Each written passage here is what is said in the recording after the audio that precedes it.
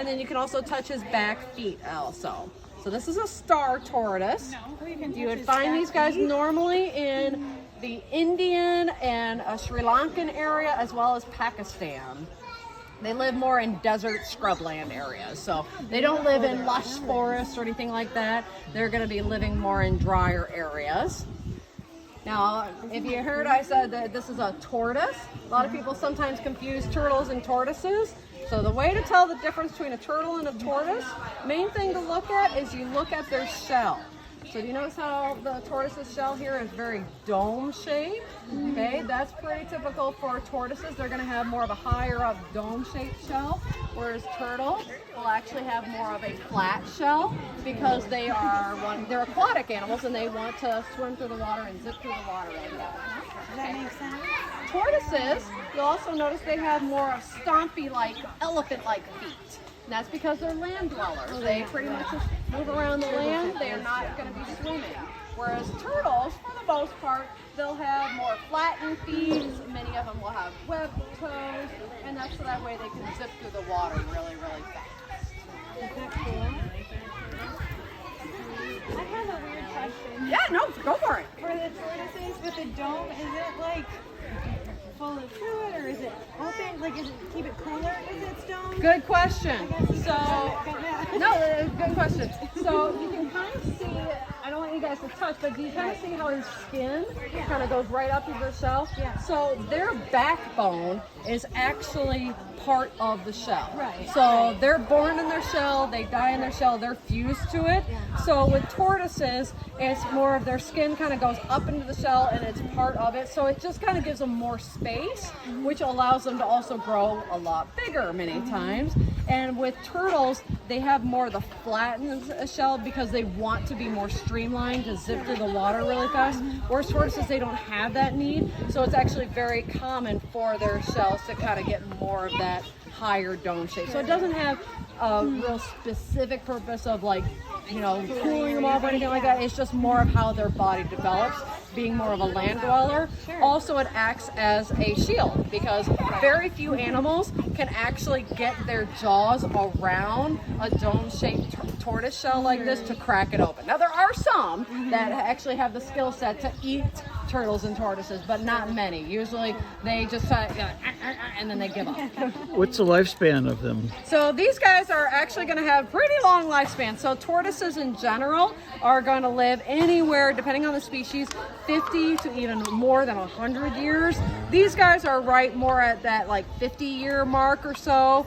They're not as long-lived as like the Galapagos tortoises or like cicada tortoises, but they can easily live a good 50 years or more. What's their predator? So predators that could actually get on, like actually eat these guys are typically going to be like your real big cats that are very clever to actually go for the head and the legs versus trying to crack open the shell.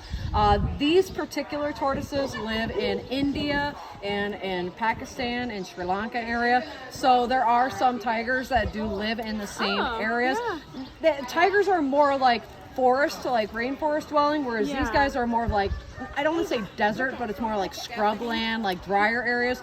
So they don't have a lot of overlap, but a tiger does have a very strong jaw pressure and could potentially, you know, easily, if they get their mouth around it, they could crack it, but they're not really high on their diet list. It's a little bit more trouble than what it's worth. You mentioned something about the underside of them and not to tilt them too much. Yep, so with turtles and tortoises, their insides, it's not like a soup, but their insides are a little bit more flexible as far as their movement of their organs. So if you actually hold a tortoise more vertical, it kind of makes their organs inside shift, and it kind of makes them feel a little uncomfortable.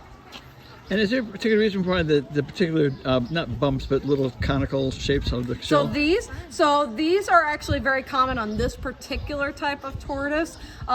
You don't want to ever see what is called pyramiding. So this is a little bit of pyramiding that's happening on his shell.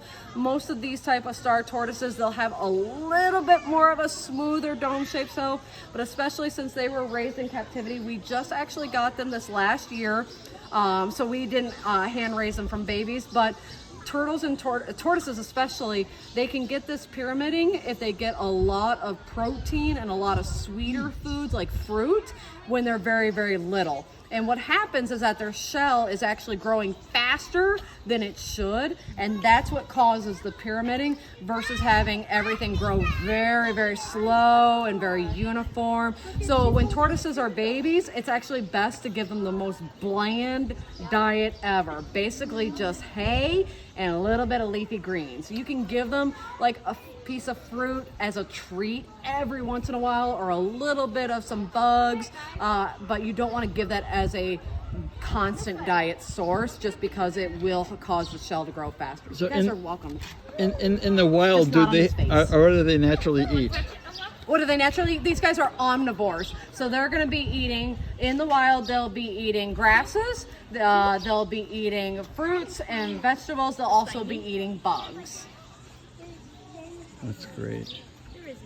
And guys. Can I ask you your name? My name is Dee. Thank you, Dee. You're very welcome. Thank you for coming out to Boulder Ridge.